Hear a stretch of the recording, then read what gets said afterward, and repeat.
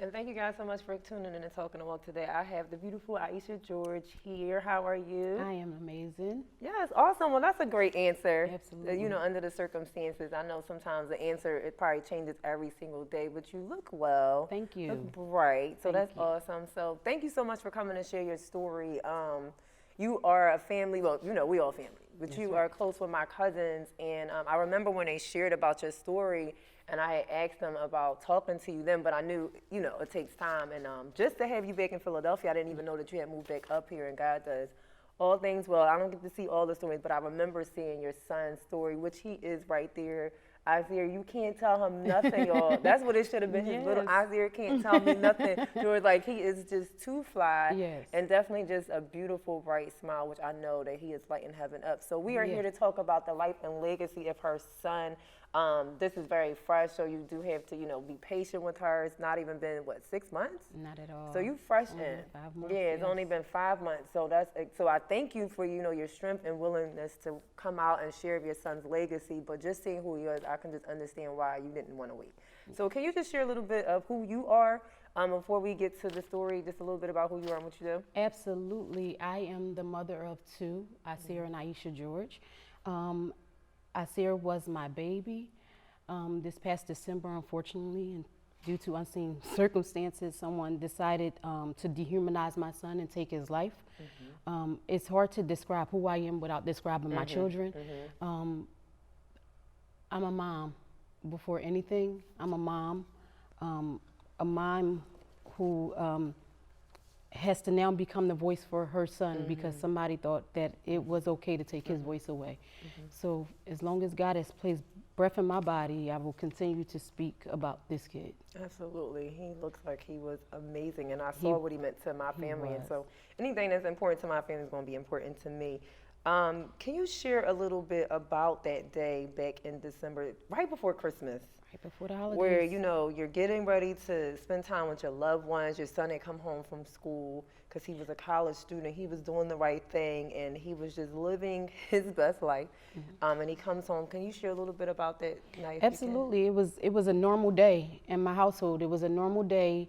That morning we were downstairs, and for some reason, you look back and you say, God, I see what you were doing, but at the moment you don't understand, and for whatever reason, God just had it where it was my son, myself, and my husband at the time, and we were all downstairs, and it was just a normal morning. I went to work that evening, and when I left out of that house, I knew that I was coming back to my family, the four of us, and unfortunately I didn't. I had just spoken to my children who had just came back from Christmas shopping, and I just spoken to them around 7 o'clock that evening, and I get this phone call around 8, and that was the worst call I ever received in my life, ever. And I just remember hearing my family screaming, and I couldn't even make out what they were saying. And once I was able to decipher what it was they were telling me, to hear them say, Asir has been shot, I couldn't even imagine what that meant. Like it was beyond the capacity of anything that I would ever imagine or to think about. So I didn't know how to grasp what they were saying. I don't know how I made it from Buckhead, Georgia to College Park, Georgia, but somehow I did. And I made it to the hospital, and I remember arriving, and I was on the phone with my cousin at the time, and I told her, I can't go in. And she said, what do you mean you can't go in? I said, I can't go in there. I know what the outcome is. Wow. Yeah. And she said, no, that's not the case. She said, you got to go in. And I grasped with the courage, and my husband was in the parking lot, and he got me, and we went in, and I remember immediately they took us to a room, and I just remember falling on my knees, and I started praying, because I'm thinking, if they put me in the room, it is exactly what I thought it was, right? And it was that, but they brought us to another room, and I remember just telling my daughter, please just hurry up to the hospital, hurry up here. And we had got the news before she was able to get there. And I remember the doctor coming in and saying to me that my son had received gunshot wounds, and multiple gunshot wounds. And I'm still saying to him, okay, where is he? I want to see him, right? And he says, unfortunately, he is expired. What does that mean? Wow. What does that mean that he's expired? And I still needed to just see him because everything in me said if my son heard my voice, that he would be okay, right? And the next time I saw my son, he was gone. Isaiah was gone, but there was a certain calm on this boy that made me say, God, he is in your arms. He's resting with you. And I was okay at that moment. And then you get home and it hits you. You know, like I had never been hit before it hit you. I've been in fights, and this was nothing like it. This was the worst imaginable pain that anyone would ever endure.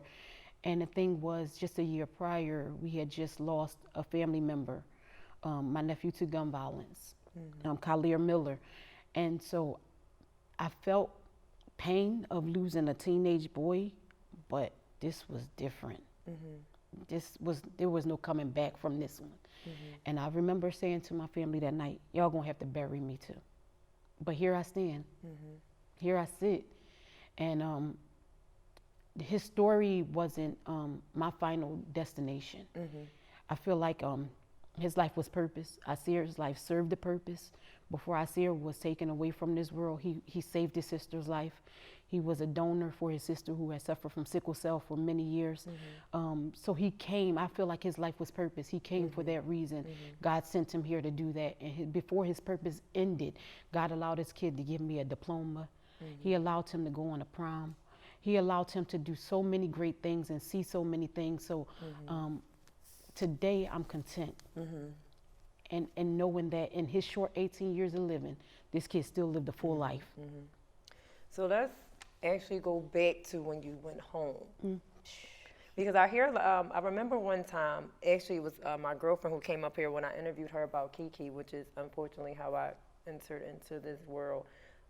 She said she's looking for the but.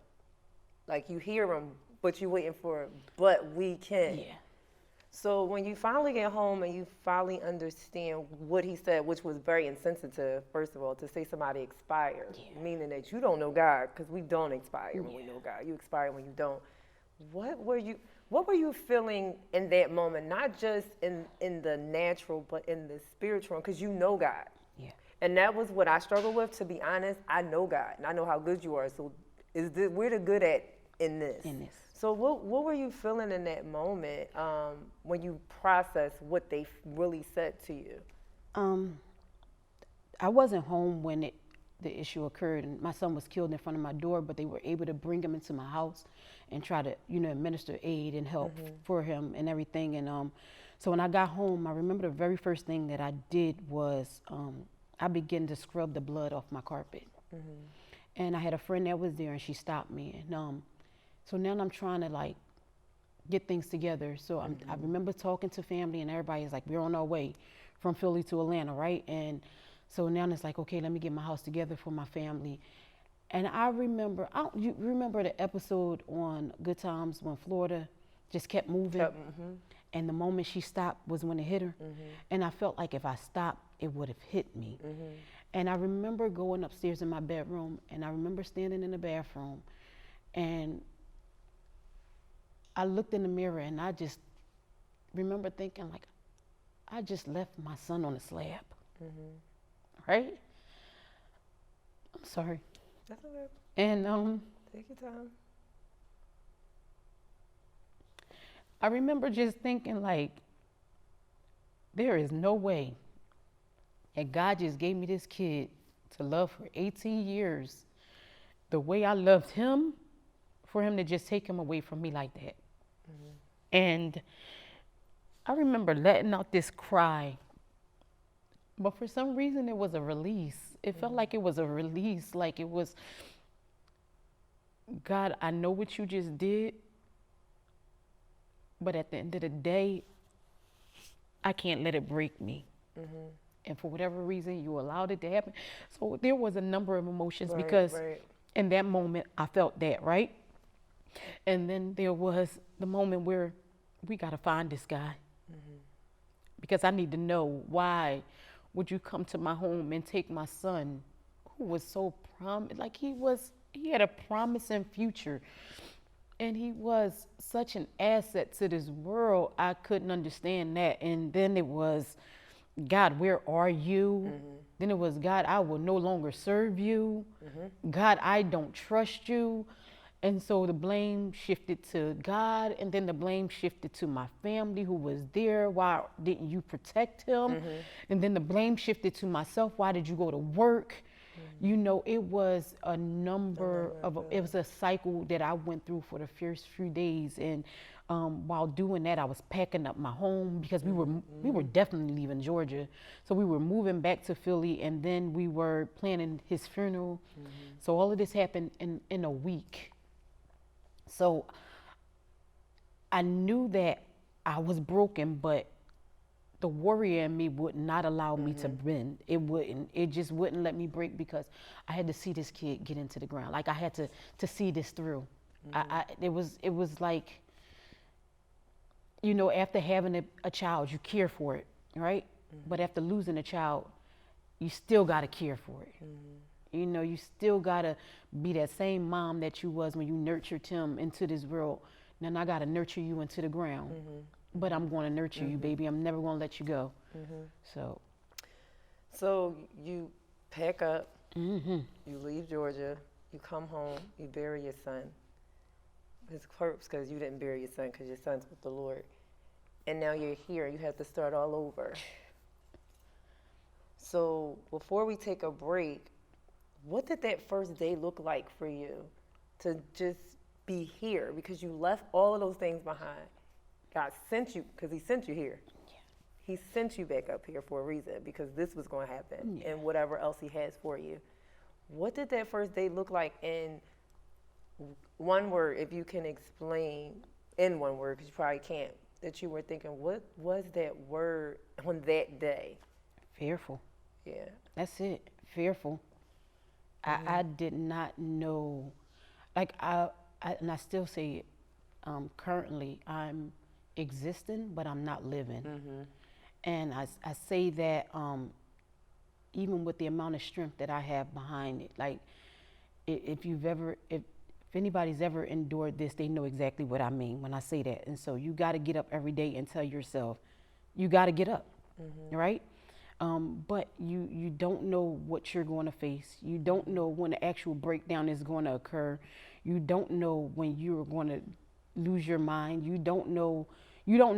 So you get up every day and you have to tell yourself that I take ownership of my actions today.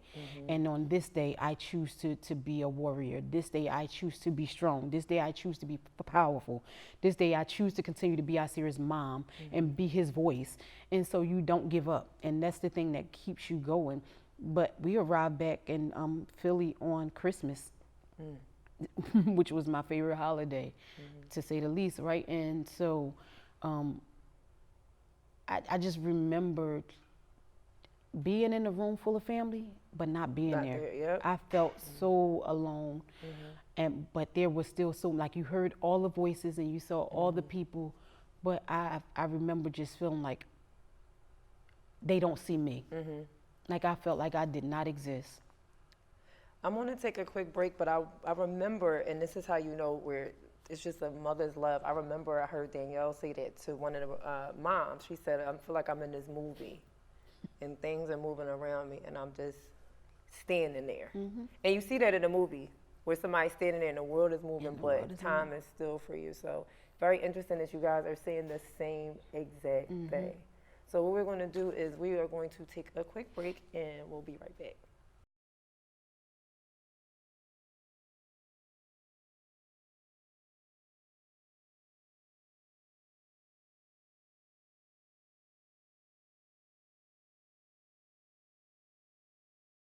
And thank you guys so much for tuning in to Talking to Walk. We are still here, and we are talking about the funky fly Asir Giorgio. He was real fly, and he knew it, and I need that confidence. I'm praying like, Lord, whatever confidence you gave Asir, give it to me.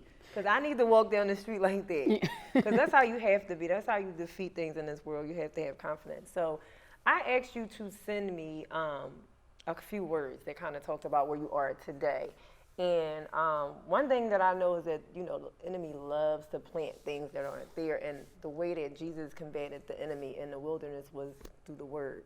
And so I'm going to go through the words with you.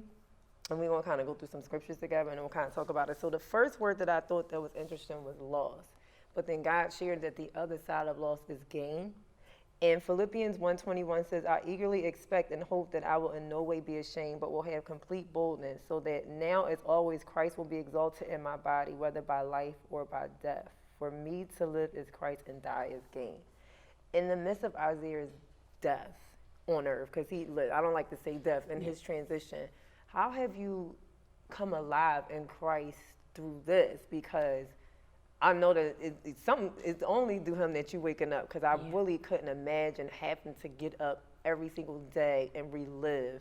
Yeah. You know what I mean? So how have you come alive in him and just seeing yourself in a different way? I say it quite often that December the 21st was designed by the enemy to kill me. I believe that. However, I also, on the flip side of that, believe that December the 21st my faith did not die that day. It actually enhanced. And I say that because I rely heavily on God each day to get up. It is not by my power nor my might that I am able to stand, to speak, to talk about my son or his death. I know that it is something greater. And the funny thing is, well, not funny, but the thing, you know, we walk this walk in Christ all these years, and until you're faced with an obstacle, that the true test of time is when you're faced with an obstacle that determines your true relationship with God. And I've always said I trust him.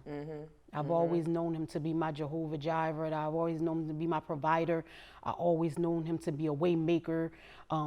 But December the 21st was the true test of time. What do you really say? Who do you really say that I am? Listen, child, who do you really say that I am? Yes. And so my faith had to speak for itself. And of course, again, you go through the stages of grief where you are angry with God, you are angry with man, you are angry with self. And at the end of the day, I still revert right back to God. I know I cursed you yesterday, God, but here I stand broken, and I thank you for still receiving me and still loving me through all of this. And I still trust you. I still trust you. Me, yet will I trust yet you. will I trust you. Amen. Yes. Amen. Awesome. The second word that you sent was separation, but the opposite of that is unification and combination, which says in Philippians 2:7-8, but he emptied himself, taking the form of a bondservant and being made in the likeness of men. Being found in appearance as a man, he humbled himself by being obedient to the point of death, even on the cross. So I thought it was interesting, and it says he humbled himself even unto death. And every day you have to die daily. You have to pick up your cross and die to how you feel. I am sure you want to go and find the people that have hurt your son and hurt your family, or not even to him, to his family, but you have to die to those emotions. You have to let yourself, even unto death. To pretty much die to your agenda and let God's glory shine through you. How has that process been to let his light shine through you? Because I know there are so many people around you that probably don't even know who he is. And you had to still say, yet Christ, each and every time. And they make some valid points. Listen, because you know the enemy loves to twist it.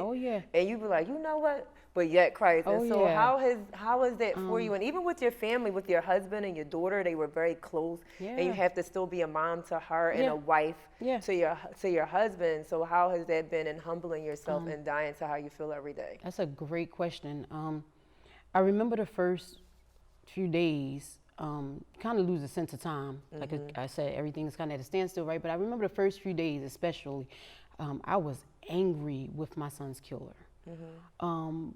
But I remember coming out of that and felt the need to start praying for him. And I remember posting him on social media and saying, pray for him. And then I remember doing my research and finding out information about his family, because he didn't belong to himself. He had to come from somebody. This kid has kids. He has a mom. he has family, and I remember asking the world to pray for them because they too lost someone. So we weren't the only victims in this. Unfortunately, he made us a victim, but he also made his children victims. He made his family victims. And so, and all of that, I felt like God gets the glory, but I felt like I needed to be a living vessel here on earth for people to see that forgiveness is not something you just verbally speak. Like, you got to walk it. And what greater way to walk it than to walk it by loving? I'm not going to say loving, I'm not at that place yet, but praying for the individual who's taking your son's life, because we are spiritual beings, so we're governed by spirits. And I know that this individual didn't walk into, you know, my son's presence on his own account and take his life. He was governed by something greater than him, right?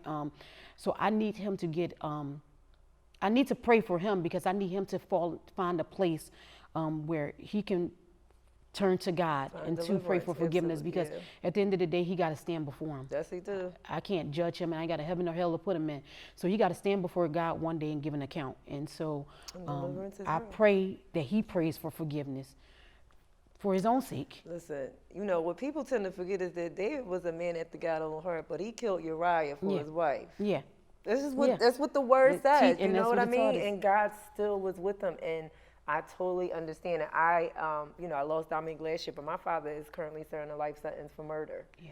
And I was 17 when they came to my school and told me. And there was no grief counseling for me. Yeah. Because I wasn't the victim, but I was. Yeah. I still don't have a relationship with my dad because mentally, he's not there.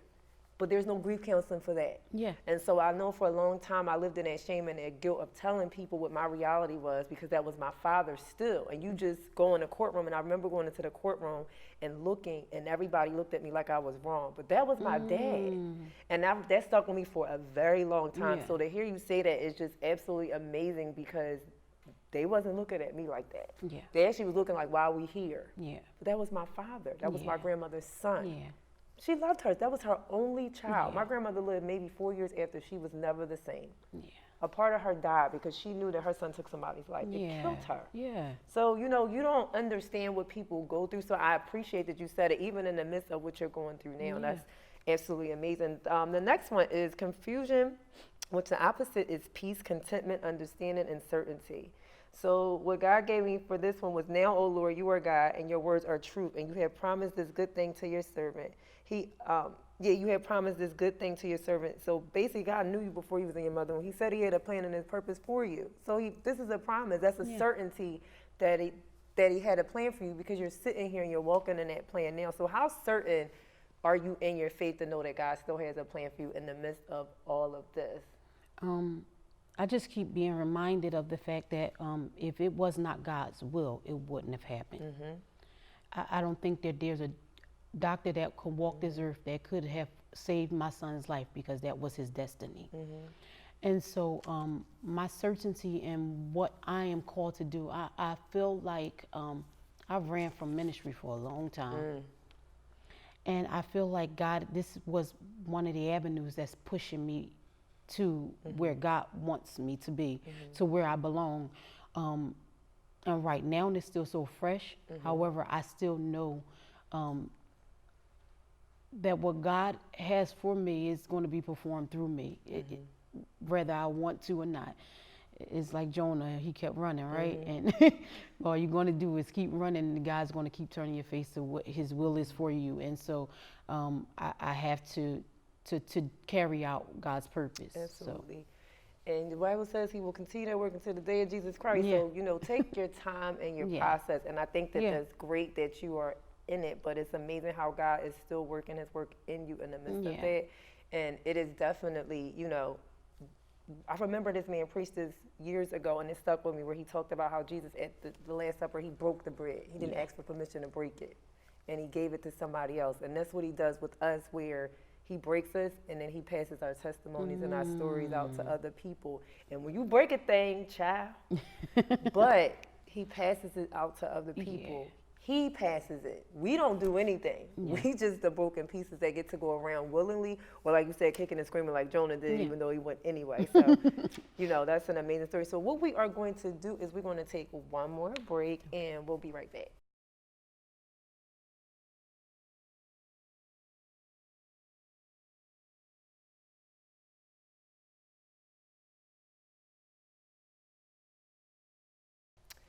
And thank you guys so much for keeping the locks here. I just want to thank you for coming, Aisha, and just really sharing your strength. Absolutely. 5 is the number of grace, and God has graced you here. This is your 5th month. But what an amazing, amazing testimony that he had a mom like you. You talk about how amazing he was to be your son, but he was blessed to have a mother like you, a praying mother, who really warred for her son. And you warred because, a lot of people don't make it into heaven. People like to make it seem like, listen, everybody ain't going. And that's just what it is. And so to know that you travail for your son and to know that he's in the presence of the Lord, find peace in that. Yeah. Because everybody didn't do that, and their child didn't make it in, and your son did, and you'll definitely see him again. So if you could say something to Isaiah, if he was here, just seeing how his life and even in his transition has blessed so many other people, what would you say to him? Because I think it's amazing of what his life has done while he was here and still doing and still speaking. I would like to speak to Isaiah and Khalir, because this hit my family 2 times, right? And so what I would say to them is, I am so proud of the both of you to hear of the number of lives that you all have impacted is overwhelming. A scholarship was started in my son's school in his name. The first recipient just received it on Saturday at graduation. And then Khalir, the library that he worked at, his name is stamped throughout books because he had such an impact there. And so I understand that, again, if God allowed it, there wasn't anything at all we could have done. There's a reason that they're now watching over us and we're no longer watching over them. And I found solace in that. And I found solace in knowing that they were really good boys, and I could not be more proud to have been this kid's mom. And I am sure, looking at that and that smile, he loved you. You could see it in the smile. He was very happy. It was my ducky. He was very happy. And you don't see a smile like that in a lot of these kids today. They are miserable. They don't have people that love. And, God's love, to give your child God's love is different. You can buy kids a lot of things. I received a lot of gifts. You but I wasn't getting God's love. There wasn't no peace behind it because I got a lot of guilty gifts. And so God understands your emotion. He's giving it to us, but he also wants you to release it and give it to him. And you've heard Aisha come and share on this amazing journey she's been on after the transition of Isaiah into the Father's arms. So if you are in that same place, maybe you lost a child, maybe you lost a loved one, maybe you lost yourself, God truly understands that, and he wants to remind you that he is with you. Maybe you've never accepted him to your heart, or you've fallen away from him. You can simply say, Lord, I'm a sinner. I invite you into my heart. Forgive me for not trusting you in the midst of my pain. You demonstrated the greatest act of love when you allowed your son to come and die for me to be here on today. So I do believe, Lord, that you are sitting at the right hand of the Father, that you are my Lord and Savior, and I accept you into my heart. I ask that you would continue to teach me to love as Aisha continues to do, and that you would walk this out with me. And it is just as simple as that, where God is simply going to walk this journey out with you. You're going to have some good days, and you're going to have some bad days, and there's going to be a lot of bad days. But weeping endures for night, but joy comes in the morning. So this is joy. This is, to be able to see you sit here and smile, and to know that even in the midst of last year when I was questioning my faith, this was why. This was why, because I didn't know anybody until maybe about 6 or 7 months later, and it all began to make sense. So it will definitely make sense. And if it doesn't on this side of heaven, when you see him before Jesus, it will make sense. So for those that may want to be able to have you come out and share on Isaiah and find out more about his scholarship, which is absolutely amazing. What school is it? So he went to North Clayton High School, which is still in College Park, Georgia. It's located in College Park, Georgia. And is the Isaiah Scholarship. Isaiah George Scholarship is a book scholarship. So it helps to purchase books for kids who are going away to college. But I can be located at Mothers Who Grieve, which is on Facebook.